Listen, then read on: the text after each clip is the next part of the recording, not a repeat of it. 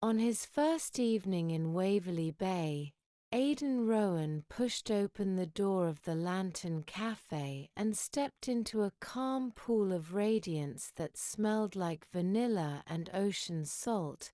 the kind of radiance that made breath slow and shoulders drop.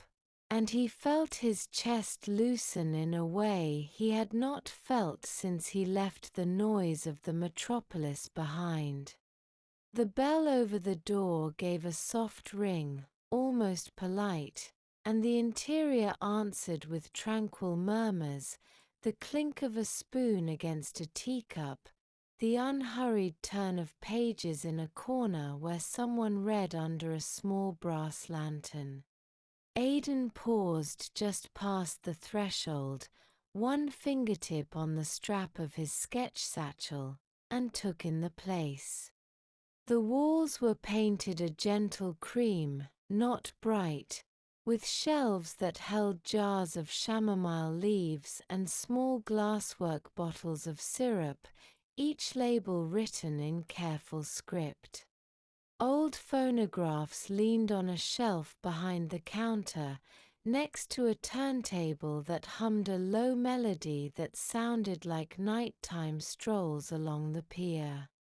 Ferns hung from hooks near the windowpane, their foliage brushed by currents of comforting atmosphere that rose from the espresso machine and drifted toward the door every time it opened and closed. Candlelight lived on every tabletop inside short clear cups, and its glow moved as if it were listening to the song. The proprietor, a silver-haired woman with a soft sweater and a kind countenance, was pouring hot water over a filter, and the fragrance filled the interior with a promise that whatever had happened during the day could be set down for a while. Aiden chose a tabletop near the windowpane but not right up against it, a place where he could see the interior and the thoroughfare at once, and he set his satchel down and pulled out his sketchbook. Outside, the nighttime sky was the color of worn denim, and the ocean beyond the end of the thoroughfare kept a gentle rhythm that carried into the cafe in small pulses, as if the tide also wanted to sit and rest. He had not meant to watch a woman in the far windowpane seat, but his eyes found her there and kept returning, drawn by the way the botanicals around her framed her as if she were another living thing they had been asked to shelter. The windowpane showed a slow line of passing clouds and the thin shapes of seabirds that crossed the pane like gentle brushstrokes. The woman looked up, once, as if listening to the same small melody that Aiden heard under the phonograph and the talk of the interior, and her eyesight was clear and attentive, the eyesight of someone who looked at the world on purpose. He was careful and unhurried. Aiden opened his sketchbook and told himself he would draw the lace of steam above his chamomile, the curve of the spoon on the saucer, the round lip of the candlelight holder, but his hand kept drifting toward the angle of the windowpane seat and the shape of those ferns, and the modest triangle of radiance on her countenance where the lantern and the windowpane met. He looked down long enough to carry the line, then looked up long enough to remember that this was not about the exact tilt of her head, it was about the tranquil that seemed to gather where she sat today. The proprietor came by and set a teacup of chamomile on his tabletop, and he looked up, startled, and she smiled and told him he had the countenance of someone who needed something mild and comforting on his first night here. He thanked her and asked for the name of the song, and she told him it was a phonograph from her younger days that always sounded like a late stroll home after a dance in a harbor that closed early. Aiden blew across the surface of his chamomile and took a cautious sip, and the heat eased into him and brought to mind the way a tranquil interior feels after rainfall. He drew the curve of the teacup, drew the way the candlelight painted a modest oval of radiance on the tabletop, and then allowed himself to draw the ferns and the edge of the volume and the hint of a hand that held the page in place so gently it seemed the page might stay there on its own if asked nicely. At some point the woman looked up again and their eyesight met and held, not long, not bold, only the kind of meeting that says I see you, and I see that you see me, and we are both careful people in a careful place. He looked back to the page and felt his ears warm, and he smiled at his own shyness and took another sip of chamomile. He stood for a few tranquil breaths and thought about the long train ride that had delivered him here, about the way the fields had passed like a slow film, about the gentle sway of the carriage that had felt like someone rocking a cradle, and he remembered the exact moment the ocean first appeared between two hills. A pale strip that looked like polished stone until the radiance moved and turned it into water, and he knew then that he had made the right choice to come. He had left behind avenues that hummed late into the night and a desk that had grown cluttered with papers he could not quite bear to throw away, and he had left behind a schedule that told him what to do every hour and still could not tell him how to feel, and in its place he had asked for something simple, for room enough to notice the way steam rises, the way wood smells when warmed by a lantern, the way a tranquil interior receives a person who arrives with nothing more than a pencil and a wish to look closely. His breath slowed to meet the pace of the interior, and he let his shoulders fall as if he were setting down a bag he had been carrying for a long time. The proprietor came by and set a teacup of chamomile on his tabletop, and he looked up, startled, and she smiled and told him again that he had the countenance of someone who needed something mild and comforting on his first night here, and he felt seen in a kind way that asked nothing more of him than to accept the warmth. Aiden drew small details and let them lead him, the seam of wood on the tabletop, the slight scratch in the glasswork near the candlelight, the way the fern fronds overlapped in a calm green fan. He wrote a modest date in the corner of the page, because he liked to remember where he had been when a drawing felt like a step forward, and then closed his sketchbook and wrapped his fingertips around the comforting teacup and looked out at the thoroughfare. The plan to leave when the drink was finished loosened when the door opened and a cool breath of ocean atmosphere moved through the interior, carrying the soft fragrance of salt and a little rainfall. The woman at the window pane looked toward the door as well, as if she understood whether the way gardeners do. The proprietor announced that a light shower would wander by, that the lanterns would look pretty in it, that no one had to hurry. Aiden watched a few drops begin to form modest rings on the avenue and felt that old desire to be inside a place while rainfall touched the world outside, the feeling of being safe inside a page while stories played out beyond it. He glanced toward the windowpane again and met the eyesight of the woman. She smiled, a gentle, sure smile that made him think of how a match is struck and the flame grows without rush.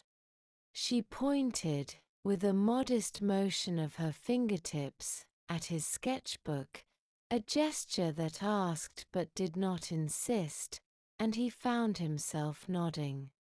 He stood and carried the book and his teacup over to the windowpane seat, and she closed her own volume on a pressed fern and made room.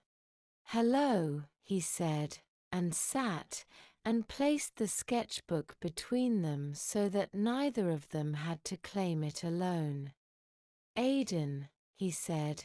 and then found himself adding that he was new in harbor and that he liked how the cafe felt like a place that remembered to breathe for visitors who forgot how.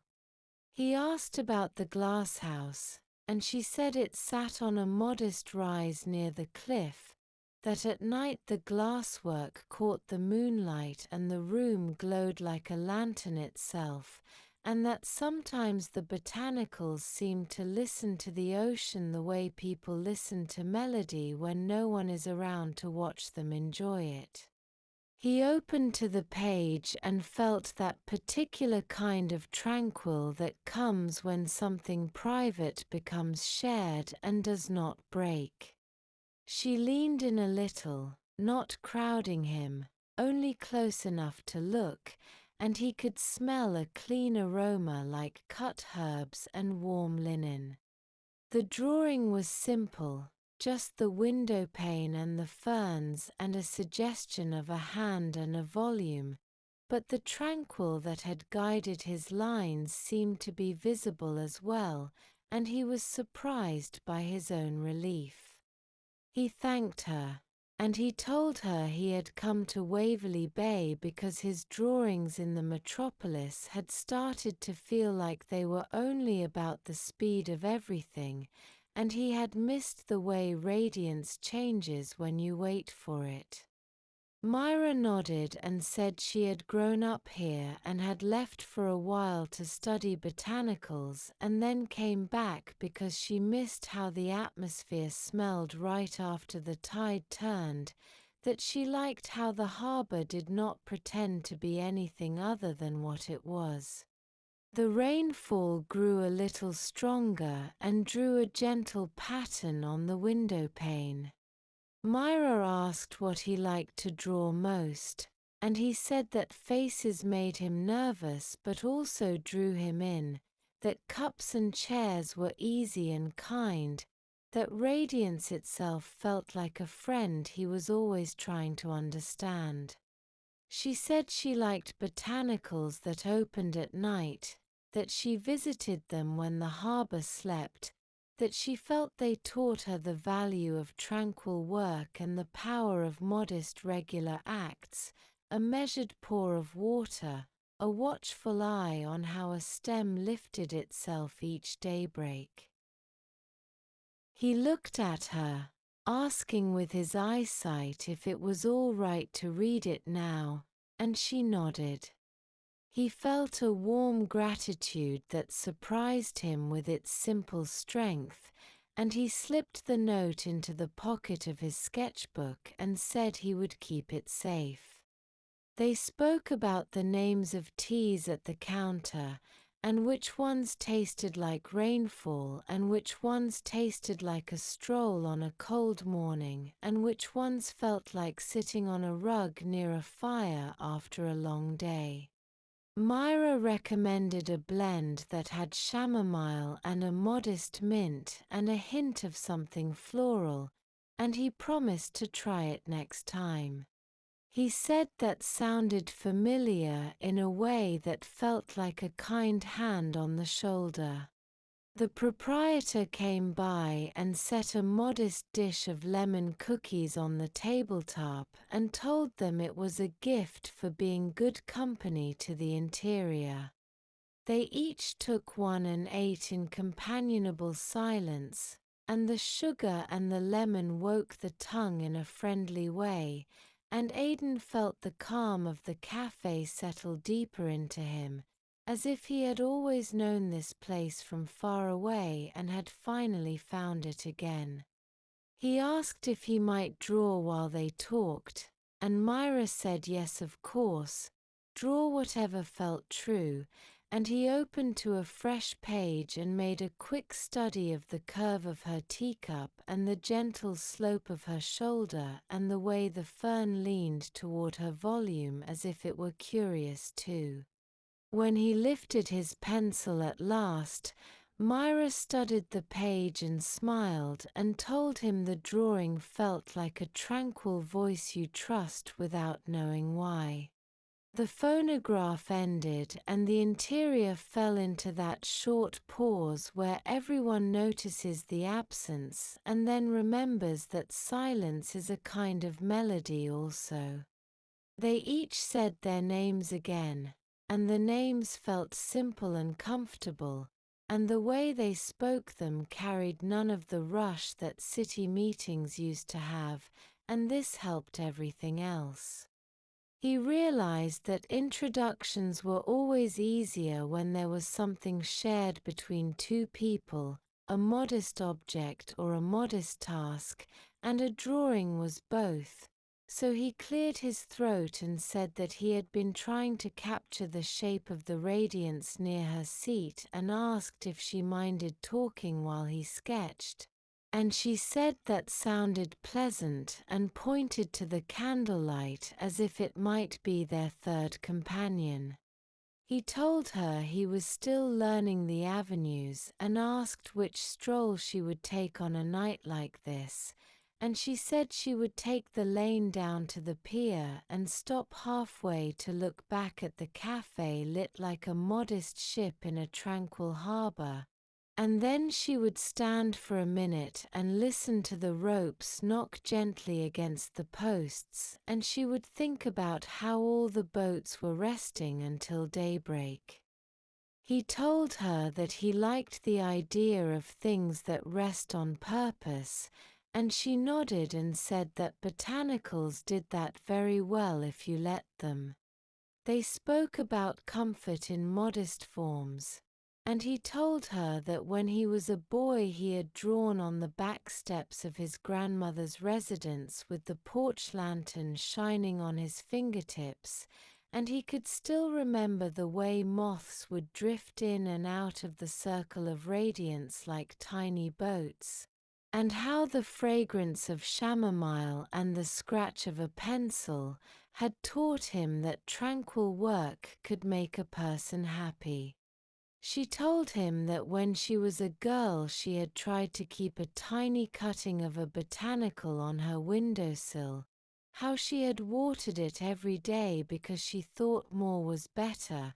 and how it had drooped until her aunt showed her the right amount, not too much and not too little, and how the modest botanical had lifted itself again as if it had forgiven her.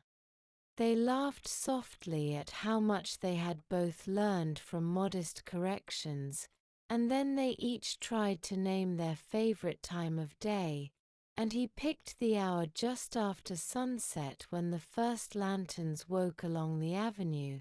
and she chose the hour before dawn when the birds began to test their voices.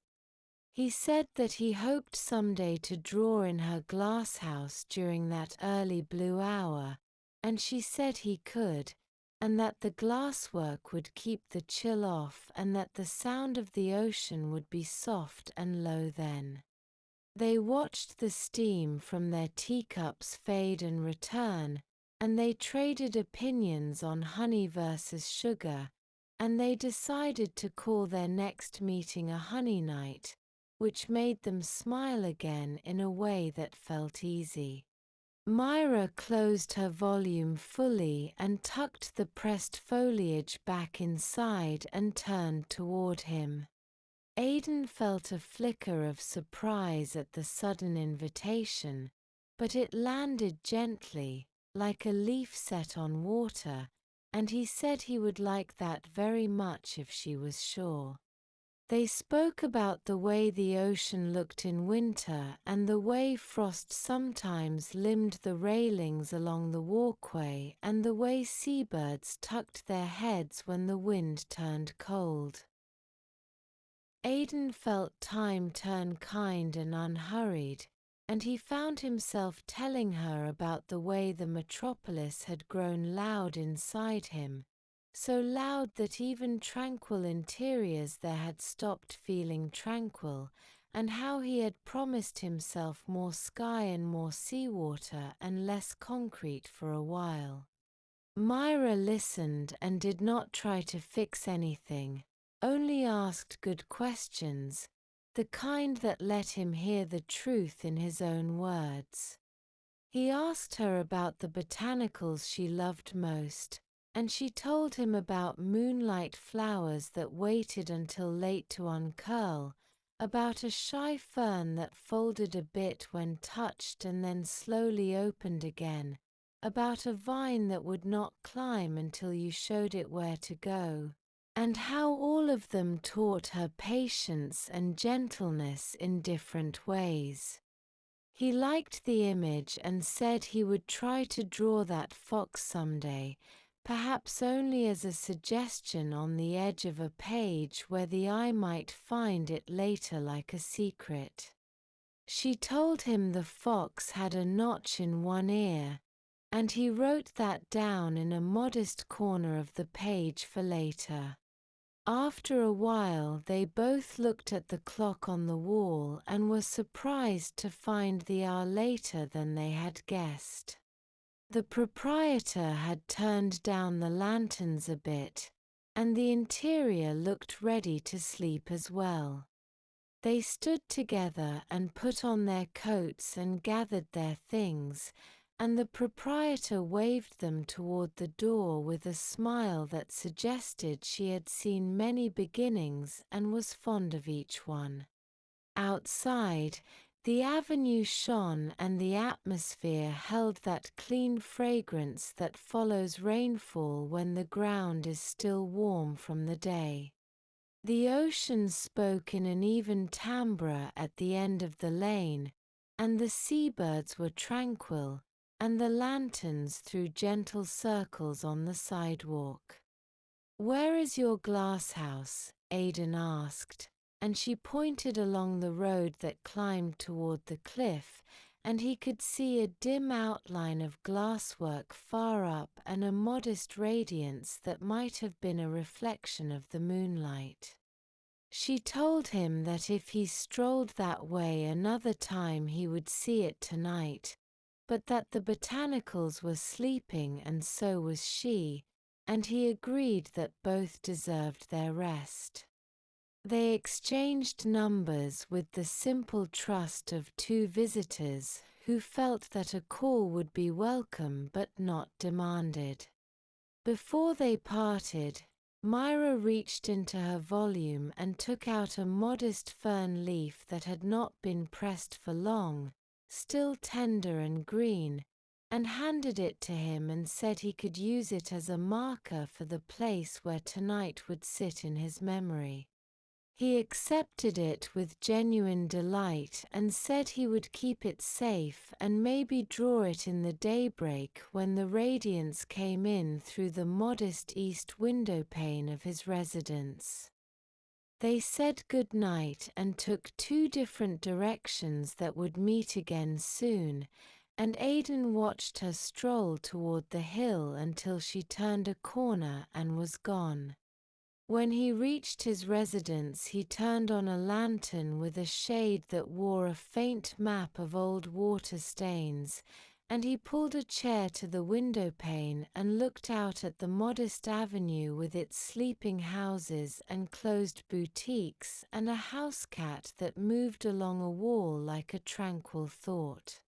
He drew the curve of the windowpane seat and the tilt of the lantern and the modest triangle of radiance on the page, and he wrote in tiny letters along the bottom that the Lantern Cafe felt like a room that listened. His thoughts moved slowly and did not try to tell him a story faster than it wanted to be told. It sounded like a long breath, patient and even, and he wondered if that was why this harbor felt safe, because the ocean was always there to remind a person to inhale and exhale and then do it again. Then he turned off the lantern and lay down on the bed that still smelled a little like the boutique downstairs, the aroma of lavender and something he could not name, and he let his eyes close and let the melody play one last track in his head as if the turntable were still spinning.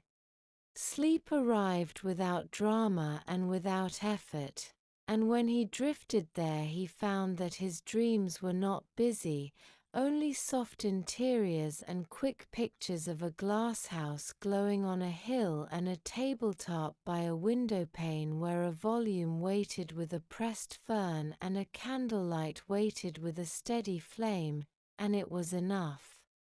Morning came gently in Waverley Bay, but that is another part of the story, and for now the first night rested in place the way a shell rests on sand when the tide has gone out, simple and clear.